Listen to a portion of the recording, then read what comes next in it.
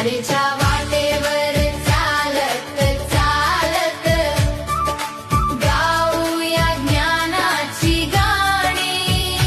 मोठी स्वप्न डोळ्यात घेऊन उजळूया ही सारी दुनिया।